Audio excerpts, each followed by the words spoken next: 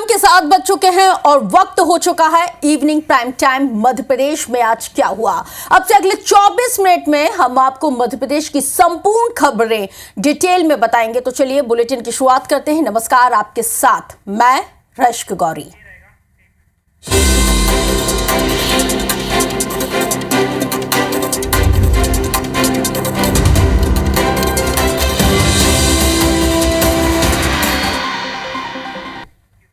दमोह में मिशन अस्पताल में खुद को कार्डियोलॉजिस्ट बताकर मरीजों का इलाज करने वाले फर्जी डॉक्टर केस में एक बहुत बड़ा खुलासा हुआ है। मुख्य चिकित्सा अधिकारी डॉक्टर मुकेश जैन ने IBC 24 से एक्सक्लूसिव बातचीत में बताया कि अस्पताल में तैनात डॉक्टर एन जॉन केम यानी कि नरेंद्र विक्रमादित्य यादव की कार्डियोलॉजिस्ट डिग्री पुडुचेरी से बताई गई थी, जिसमें पूर्व उपराष्ट्रपति हामिद अंसारी के फर्जी हस्ताक्षर पाए गए। डिग्री में ना तो रोल नंबर था और ना ही enrolment number. Jabalpur medical college से जांच में इस बात का खुलासा हुआ कि दस्तावेज फर्जी हैं। आपको बताते चले कि आरोपी पर 1.5 महीने में 15 सर्जरी किए जाने का गंभीर आरोप है, जिनमें से 7 मरीजों की मौत हो चुकी है। जिसके बाद इस डॉक्टर की काली करतूत का खुलासा हुआ और इस फर्जी डॉक्टर ने 18 सालों से ये मौत का खेल यूं ही लगातार वो जारी रखा हुआ था और 3 राज्यों में इसने तकरीबन 18,000 से ज्यादा सर्जरी की हुई थी।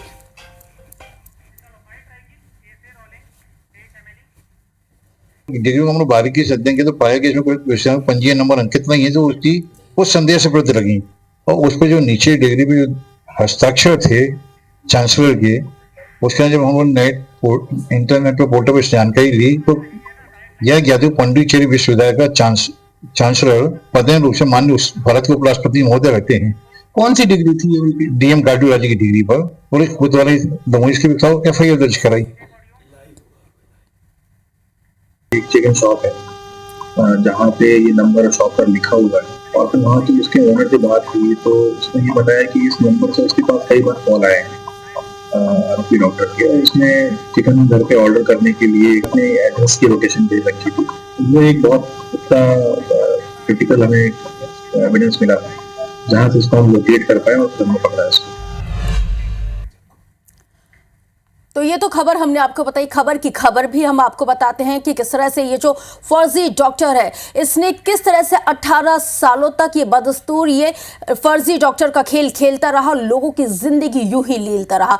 3 साल 3 राज्यों में ये लगातार काम करता रहा और इन 3 राज्यों में इसने 18,000 लोगों का ऑपरेशन किया और उसके बाद कई लोग काल के गाल में समा गए। चलिए इसी खबर पर ज्यादा जानकारी के साथ हम अपने संवाददाता जितेंद्र गौतम का रुख करते हैं, जो इस वक्त हमारे साथ दमोह से लाइव जुड़े हुए हैं। जितेंद्र, 3 राज्य, 18,000 ऑपरेशन और फिर महज इसने जिस तरह से जो करतूतें की हुई हैं उसमें यह खुलासा होता है कि इसकी जो डिग्री है वो फर्जी पाई गई है। क्या इसके साथ कई और लोग भी जुड़े हुए हैं? क्या कोई बड़ा नेक्सस है इसके पीछे? जी देखिए, मैं आपको बता दूं कि जो पूरा मामला है दमोह में मिशनरी द्वारा संचालित मिशन अस्पताल का मामला है, जहां पर जनवरी से लेकर फरवरी तक इस डॉक्टर के द्वारा फर्जी डॉक्टर एम के जॉन यानी नरेंद्र विक्रमादित्य यादव के द्वारा करीब 15 से ज्यादा हार्ट सर्जरी की गई, जिसमें से 7 लोग काल के गाल में समा गए। वहीं इस पूरे मामले की शिकायत जब दमोह कलेक्टर को की गई तो दमोह कलेक्टर ने पहले से स्थानीय तौर पर इसकी जांच कराई। हालांकि जब यहाँ पर कार्रवाई होती नहीं दिखी तो यहाँ पर एक शिकायतकर्ता एडवोकेट दीपक तिवारी सामने आए और उनके द्वारा जो है राष्ट्रीय मानव अधिकार आयोग को पूरे मामले को लेकर शिकायत की गई। उसके बाद में हड़कंप के हालात निर्मित हो गए। वहीं इस पूरे मामले में लेकर जो है आज दमोह के मुख्य चिकित्सा अधिकारी मुकेश जैन ने IBC 24 से एक्सक्लूसिव बातें करते हुए बहुत कुछ खुलासे किए हैं। उनका कहना है कि डॉक्टर के पास में जो है करीब 3 से ज्यादा जो डिग्रियां हैं वो फर्जी पाई गई हैं। तात्कालीन इसने जो है उपराष्ट्रपति ये पिछले 18 साल से अपनी सेवाएं देता रहा और इन 18 सालों में किसी को कानो कान खबर नहीं हुई। जब लगातार मौतों का सिलसिला बढ़ा, वो ग्राफ बढ़ा, तब कहीं जाके प्रशासन जागा। बहुत शुक्रिया तमाम जानकारी साझा करने के लिए जितेंद्र आपका। तो चलिए अब आपको एक ऐसी खबर बताते हैं जिसे सुनकर आपको गुस्सा भी आएगा और थोड़ा सोचने पर आप मजबूर हो जाएंगे। ग्वालियर और जबलपुर में शिक्षकों की करतूतें ऐसी उजागर हुई हैं कि हम आपको बयां करते वक्त इस वक्त वाकई में हमें बताने में भी इस वक्त बेहद ही अटपटा भी लग रहा है, क्योंकि ये दो तस्वीरें जब हम दिखा रहे हैं जहां पर जो टीचर है उसकी ऐसी करतूत। पहली तस्वीर ग्वालियर से है जहां पर पॉलिटेक्निक के आर्किटेक्चर विभाग में गेस्ट टीचर के पद पर कार्यरत आजम खान एक छात्रा को मोबाइल पर अश्लील मैसेज भेजता है। मामले की शिकायत के बाद प्रोफेसर सिद्दीकी ने जांच समिति का बाकायदा गठन किया, जिसके आधार पर आरोपी शिक्षक को दोषी पाया गया है। मामले में कार्रवाई करते हुए आजम खान को तत्काल प्रभाव से नौकरी से तो हटा दिया गया, तो वहीं एबीवीपी ने थाने में शिकायत की है।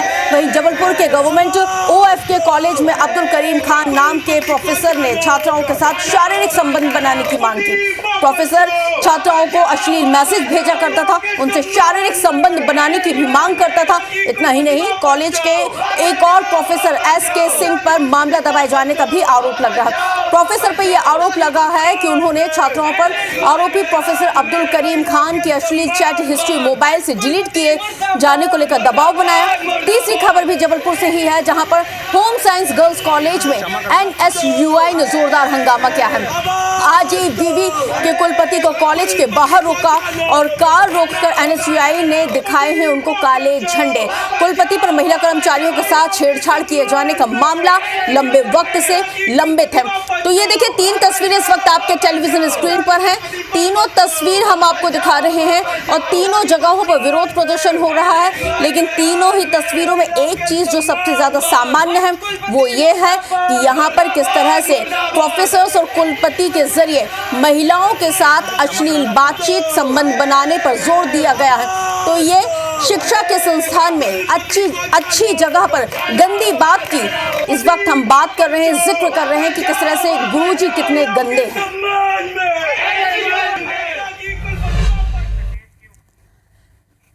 फिल्म दबंग का वो डायलॉग तो आपको याद ही होगा कि थप्पड़ से डर नहीं लगता। हालांकि ये फिल्मी डायलॉग है, लेकिन हकीकत तो ये है कि थप्पड़ से ही डर लगता है, क्योंकि छतरपुर जिले के बड़ा मलहरा थाना क्षेत्र के गंज तेगेला में एक 26 वर्षीय युवक पर उसके 3 दोस्तों ने थप्पड़ जड़ दिए और जिसकी वजह से युवक जमीन पर गिरा और उसकी मौत हो गई। बहरहाल मृतक के परिजनों की शिकायत के आधार पर पुलिस ने जांच तो शुरू कर दी है। पुलिस अब मृतक की पोस्टमार्टम रिपोर्ट का इंतजार कर रही है। जब उसको एडमिट किया उसके परिजनों ने, तो डॉक्टर ने उसको मृत घोषित कर दिया। उम्र की पंचनामा कार्रवाई, जो मर्ग की कार्रवाई होती है, परिवारजन द्वारा रिपोर्ट दर्ज कराई गई, उसमें मर्ग पंचनामा कार्रवाई की गई। जांच अभी जारी है, वो पूछताछ जारी है। तो किसान दिल्लू यादव और अंकित 3 लोगों ने मारा, दूरा बाटा मारे, गिर गए और गुजर के खत्म। शासन से हम ये चाहते हैं कि पहले मेरी सर जैसे सामने वाले को पकड़ा है आपने, तो रिपोर्ट लिखी जाए, इसके बाद हम कोई आगे का काम करेंगे। अहमदाबाद में सीडब्ल्यूसी की बैठक में कांग्रेस ने नए अभियान न्याय पथ की शुरुआत करने का बड़ा फैसला लिया है। कांग्रेस ने एक्सपो पोस्ट करते हुए इस जानकारी को साझा किया। सरदार पटेल की राह पर चलने का प्रस्ताव भी पारित किया गया है। तो वहीं बीजेपी ने कांग्रेस के इस नए अभियान पर तंज भी कसा है। इसके साथ ही बीजेपी एमएलए रामेश्वर शर्मा ने कहा है कि न्याय के लिए गांधी परिवार से कांग्रेस लड़े। कांग्रेस ने सरदार पटेल के साथ न्याय नहीं किया है, सिर्फ अन्याय किया है।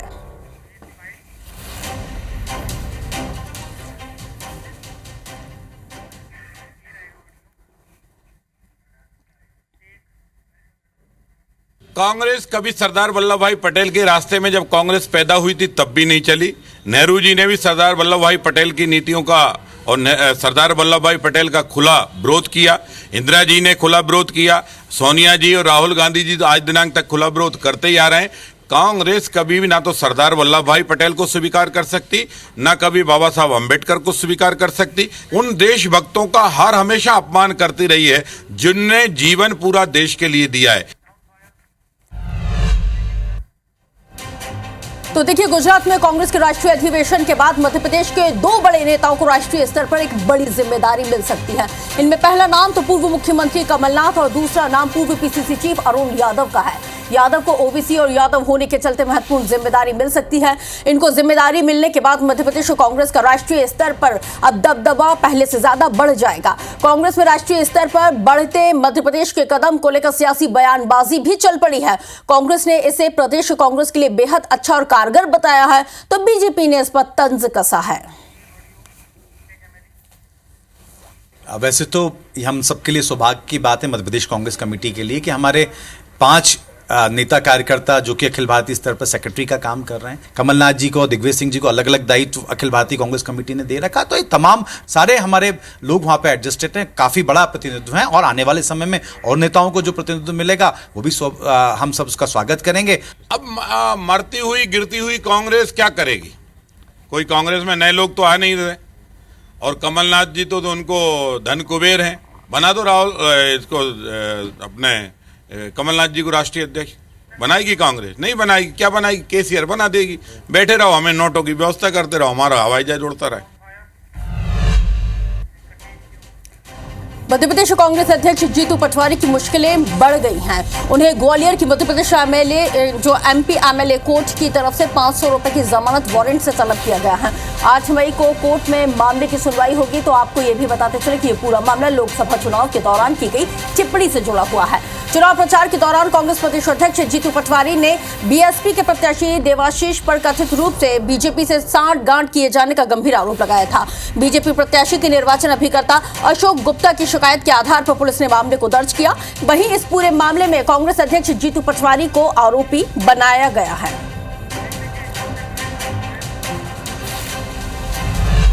बड़ी खबर आपको संस्कारधानी जबलपुर से बताते जहां पर पूर्व बिशप पीसी सिंह की एक और करतूत सामने आई है। कटनी में एनजीटीए ट्रस्ट की जमीन पर करोड़ों का फर्जीवाड़ा किए जाने का गंभीर आरोप। जमीन के अधिग्रहण के बदले रेलवे से मिली राशि में गबन किया गया है। इसके साथ ही अवैध रूप से इसने राशि ली थी।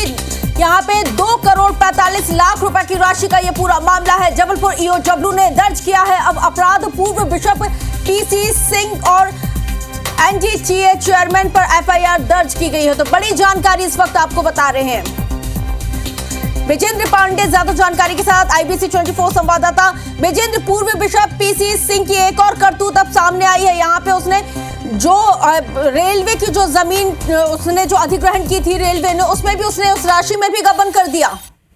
बिल्कुल, पूर्व बिशप पीसी सिंह की कारस्तानियों की जो फहरिस्त है वो लगातार लंबी होती जा रही है। कई अपराध ट्रस्ट में चर्च की जमीन को गलत तरह से बेचने के उस पर दर्ज है और इस बीच एक नई एफआईआर ईओडब्ल्यू जबलपुर की ओर से लॉन्च की गई है, जिसमें उन पर आरोप है कि एनजीटीए नाम का जो ट्रस्ट है उसका एक स्कूल कटनी में संचालित था, बार्सले स्कूल, और इसकी जमीन का रेलवे ने अधिग्रहण किया था।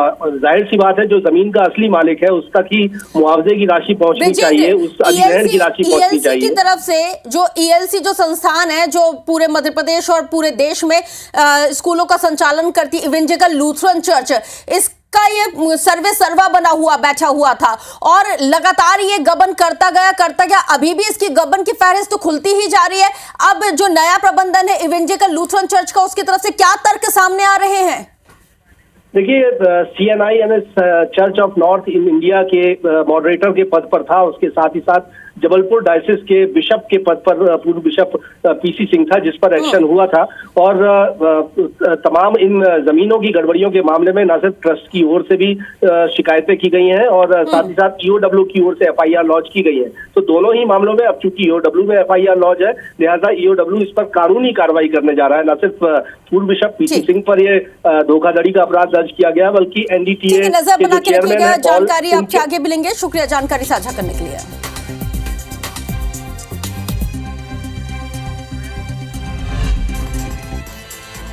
तो देखिए खबर मऊगंज के गटरा गांव से देखेंगे, जहां पर हिंसा के बाद पलायन किए गए ग्रामीणों से वापस गांव आने की अपील की जा रही है।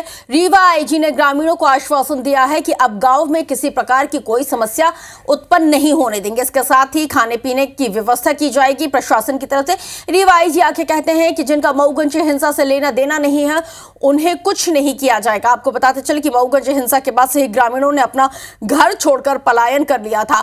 अब तक 187 से ज्यादा परिवार गांव में वापस नहीं लौटे हैं, जिसे लेकर आईजी रीवा ने कलेक्टर और एसपी से बातचीत की है। फिलहाल प्रशासन ग्रामीणों को वापस लाने के लिए कवायदों में जुटा हुआ है। एसपी को बताया गया है कि जो भी ऐसे परिवार जो गए हुए हैं उनको वापस बुलाइए। जिनका उस पर्टिकुलर कांड से कोई लेना देना नहीं है उनको पुलिस कुछ नहीं करेगी। जो निर्दोष है उनको पुलिस छुएगी भी नहीं। एट द सेम टाइम जिन घरों में राशन नहीं पहुंचा है, जिन घरों में मवेशियों के लिए चारा नहीं पहुंचा, उसकी आपूर्ति करने के निर्देश भी मेरे द्वारा कल दिए गए। श्योपुर के कूनो नेशनल पार्क में चीतों को पानी पिलाना ट्रैकिंग टीम के एक निजी ड्राइवर को भारी पड़ गया है और उसे अपनी नौकरी से हाथ धोना पड़ गया। वीडियो वायरल होने के बाद डीएफओ ने नियमों के उल्लंघन के रूप में देखा और ड्राइवर को तत्काल प्रभाव से हटा दिया है। लेकिन अब इस पर सियासी बवाल शुरू हो गया है।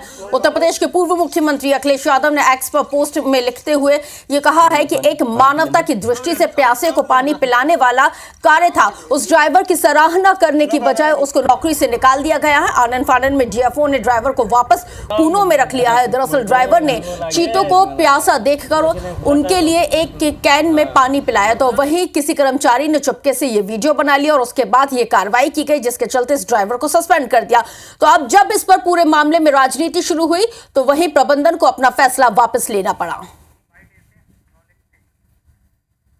जंगल का मेरे को पता था भाई अब 10-11 बज गए, ये मुंह तो करेंगे नहीं। अब तो स्टेबल है ये, तो ये शाम को मुँह करेंगे तो शाम तक तो ये पास हम मरेंगे। तो इसलिए मैंने उनको देख के गाड़ी रोका और गाड़ी रोक के और मैंने पानी पिलाया। वायरल तो वीडियो अपन ने नहीं करा, लेकिन पीछे से कोई साथ वाले आदमी ने कोई नहीं वायरल कर दिया। इस घटनाक्रम के बाद में यही हुआ, डीओपी साहब ने निर्देश दिया कि ड्राइवर को निकाला जाए। उसके बाद में हमारे समाज ने पूछ करी तो समाज का दबाव में आके और प्रशासन ने हमको वापस बहाल कर दिया।